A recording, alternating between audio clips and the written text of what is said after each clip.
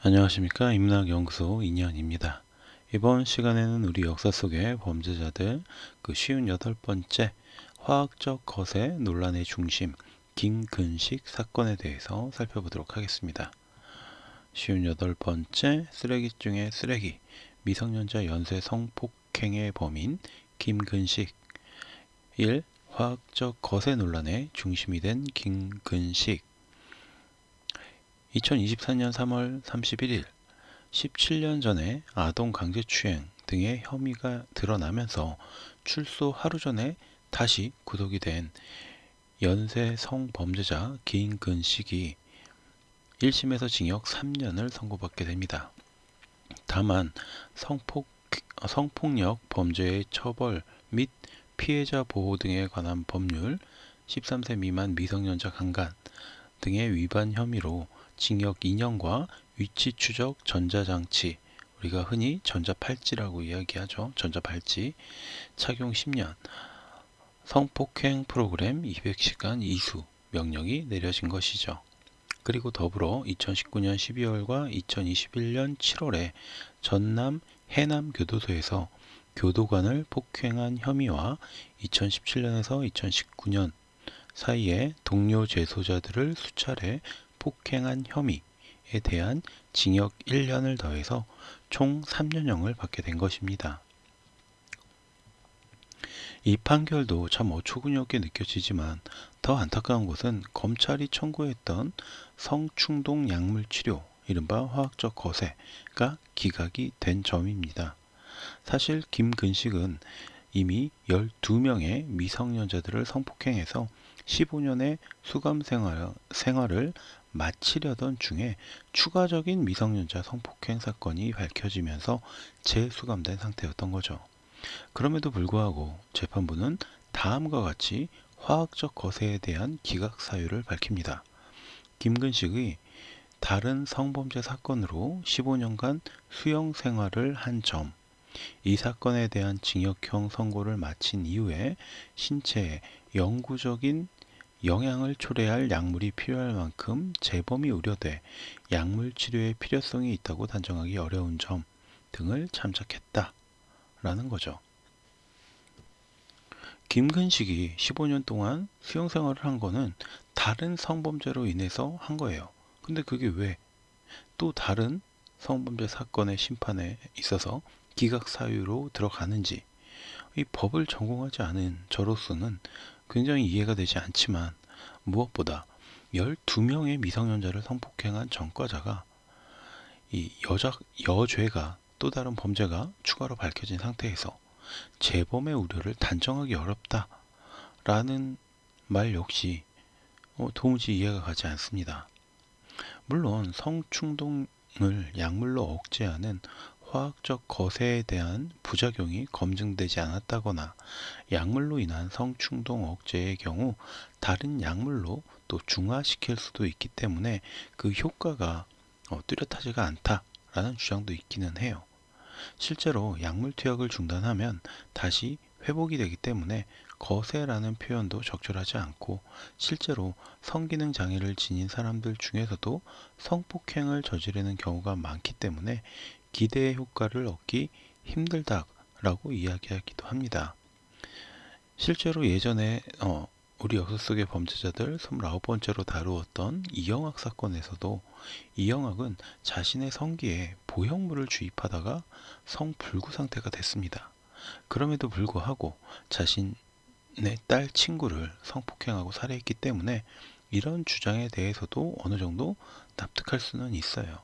하지만 그럼에도 불구하고 저는 김근식에게 화학적 거세가 행해져야 마땅하다라고 생각을 합니다.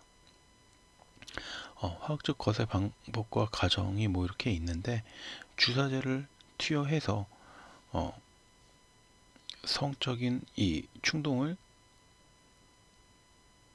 억제시켜 주는 거죠. 대신에 이게 한 달 지속하는 주사는 14만원에서 21만원, 3개월 지속이 가능한 주사는 42만원에서 45만원, 이런 것들도 있고, 부작용으로 골다공증이라든지 근위축, 두통, 이런 병들이 있다라고는 하고, 그래서 아까 말한 1개월짜리를 맞으면 한 달에 한 번씩, 3개월짜리를 맞으면 세 달에 한 번씩 계속 주사를 맞아야 된다라는 겁니다.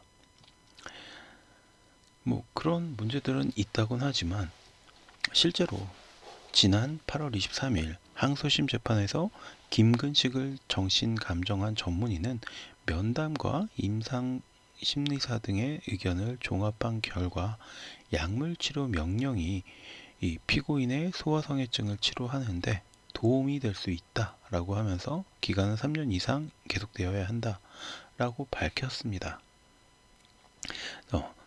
제 의견은 우선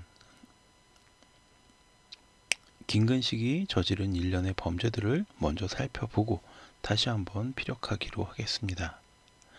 두 번째, 미성년자들을 연쇄 성폭행한 최악의 쓰레기. 밝혀진 사실에 따르면 그의 첫 범죄는 2000년도에 시작합니다. 당시 서울시 용산구의 한 초등학교에서 학생을 납치해서 성폭행했고요. 그로 인해서 5년 6개월의 실형을 선고받아서 복역하게 되죠. 당시 그는 무거운 짐을 드는데 도와달라는 등의 말로 어린 학생들을 유인해서 승합차에 태운 뒤에 인적이 드문 곳으로 이동하는 수법을 썼는데 이 수법은 그 이후에도 꾸준하게 사용되었습니다. 어린이들의 남을 돕는다라는 순수하고 착한 마음을 자신의 욕정을 해소하는 방법으로 사용한 거죠. 그리고 출소 16일 만인 2006년 5월 24일 아침 7시 55분쯤 인천시 서구에서 등교 중이던 B양 9살짜리 이 학생에게 도와달라라고 유인을 해서 승합차에 올라타게 한 뒤에 저항하는 B양을 때리고 성폭행을 했고요. 불과 열흘 뒤인 6월 4일 저녁 6시 30분쯤에 인천시 계양구의 한 초등학교에서 학교 중이던 C양 13살짜리 학생을 그 다음에 또 8일 오후 4시 40분쯤에는 계양구의 한 길에서 학교 중이었던 D양 10살짜리 학생을 또 20일 저녁 8시 50분쯤에는 계양구의 한 원룸 주차장에서 E양 13살짜리 학생을 유인해서 성폭행했습니다. 그리고도 7월 3일 오후 12시 오전 12시 1분쯤에는 계양구의 한 길에서 독서실에서 귀가하던 F양 17살짜리 학생을 유인해서 성폭행했고요. 이후에 7월 18일에도 경기 경기 파주시에서 범행을 저질렀고요. 8월 3일에는 또 인천에서 G양, 8월 8일에는 경기 시흥에서 H양, 8월 10일에는 낮 2시 30분에 인천 계양구에서 I양, 9월 11일에는 경기 고양시에서 J양 등을 유인해서 성폭행하기도 했습니다. 제일 나이 많았던 게 17살짜리예요. 제일 어린 건 9살이죠. 이게 쓰레기라는 이름도 아깝죠. 정말 미친 인간이라고 밖에는 볼 수가 없는데, 어쨌든 이 쓰레기 중에 쓰레기의 범죄자는 9살 아이부터 17살짜리 고등학생까지 자신의 손이 닿는 곳이 미성년자라면 가리지 않고 유인 납치한 뒤에 성폭행을 저지른 것입니다. 하얀색 카니발을 몰고 다니면서 학생들에게 짐을 들어달라는 부탁으로 유인을 했고요. 카니발 안에서 성폭행을 저지른 이 파렴치한 범죄 행위로 인해서 당시 학부모들은 자신의 아이들에게 다른 사람의 짐을 들어주지 말라라는 교육을 시켜야만 했습니다. 그리고 하얀색 차를 타면 몹쓸 짓을 당한다라는 소문까지도 떠들었죠. 당시 경찰들은 엠바고 보도 시점 제한을 걸어서 김근식의 이런 수법이 알려지지 않게 만드는 어이없는 실책을 저지르기도 했습니다. 이 정확한 수법만 좀 더 알려졌더라면 추가적인 피해를 막을 수도 있었을 텐데 경찰들은 이게 뭐 악용될 수도 있다라고 생각을 했겠죠. 근데 지금 이미 벌어지고 있는 사건인데 이거를 먼저 막는 게 중요한 게 아닌가, 저는 그렇게 생각합니다. 어쨌든 2006년 9월에 첫 피해자가 발생한 뒤에 두 번째 피해자까지 동일한 수법의 범행을 당했음에도 경찰들은 그를 금세 잡을 것이다 라는 자신감이 있었다고 해요. 그래서 기자들에게 엠바고를 요청했고 결국 범행이 12번째를 지나면서야 공개 수사로 전환을 하게 됐죠. 물론 그로 인해서 김근식은 인천 덕적도로 달아나서 생활하다가 동생 여권을 이용해서 필리핀으로 도주하기까지 합니다.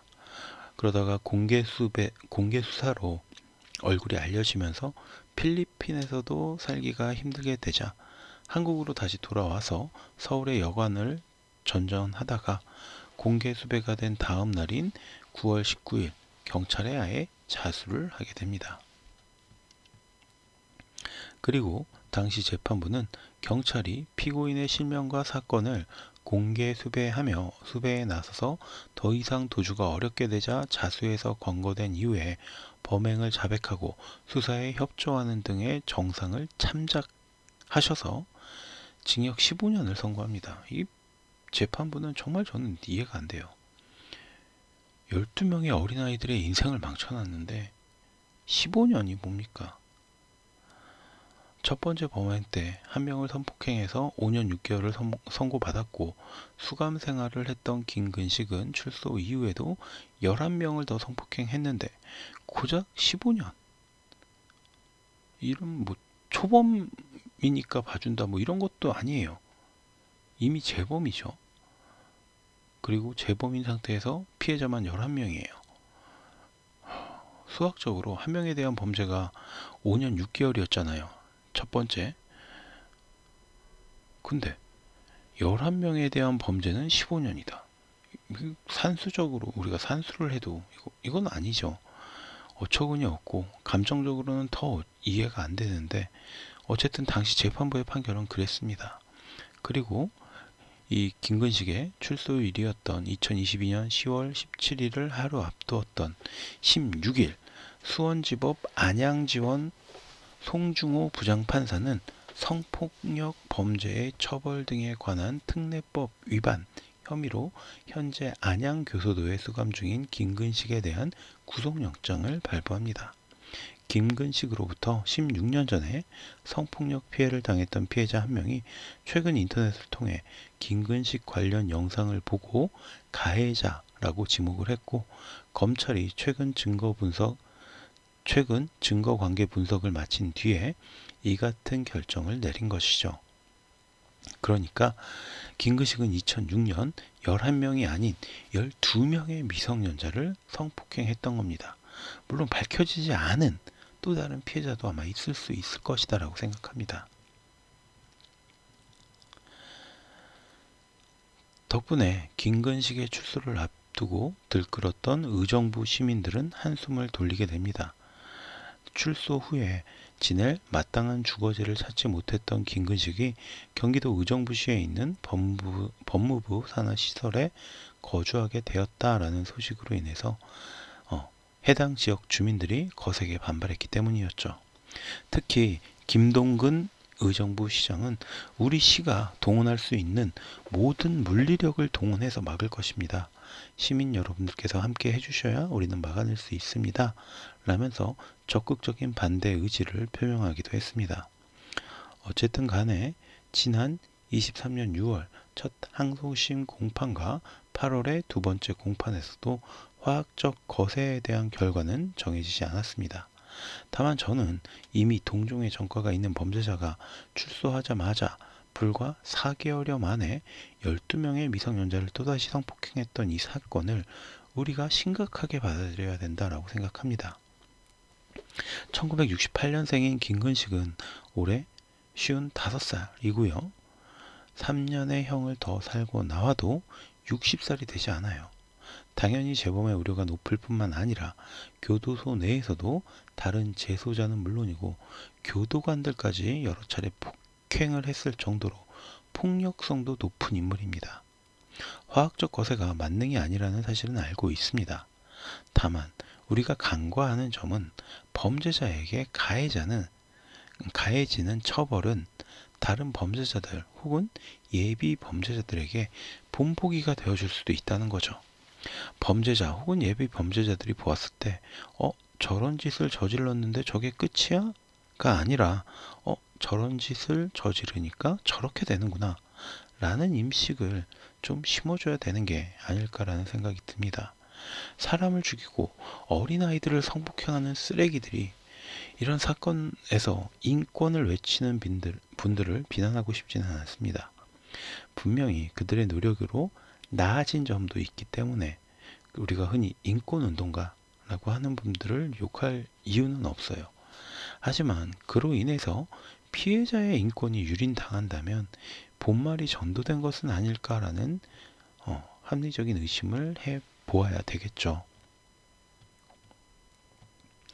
김근식의 정신감정을 맡았던 국립법무병원 박재상 의료부장은 김근식과 같은 성독착증은 지속성이 강하기 때문에 저절로 나아지지 않는다 라고 말을 했다고 합니다.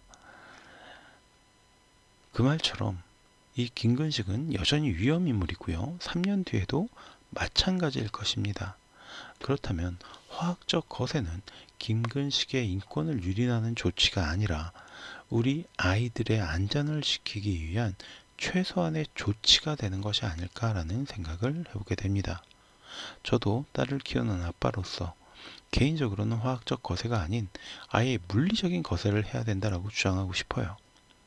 지난 2023년 3월 29일 안성훈 한국형사법무정책연구원 선임연구위원 등이 펴낸 중형주의 형사제재의 실효성 평가 연구 3 보고서에 따르면 약물 치료를 받았던 성범죄자 64명 중에 출소 후에 2년 내에 성범죄를 저지른 사람은 단 1명 뿐인 것으로 나타났습니다. 반면에 법원에서 약물치료 청구가 기각된 성범죄자 176명 중에서 19명은 출소 2년 내에 또다시 성범죄를 저지른 것으로 파악됐습니다. 1.6%와 10.8% 거의 10배 차이인 거예요.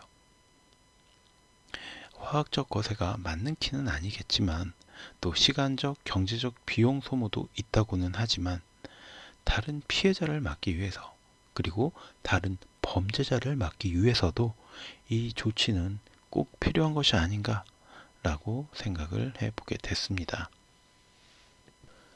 그럼 오늘 제가 들려드릴 이야기는 여기서 마치도록 하고요. 저는 다음 시간에 또 다른 이야기로 여러분들을 찾아뵙도록 하겠습니다. 오늘 제가 들려드린 이야기가 여러분들의 흥미와 호기심을 어느 정도 만족시켜 드렸다면 구독과 좋아요 또 부탁드립니다. 감사합니다.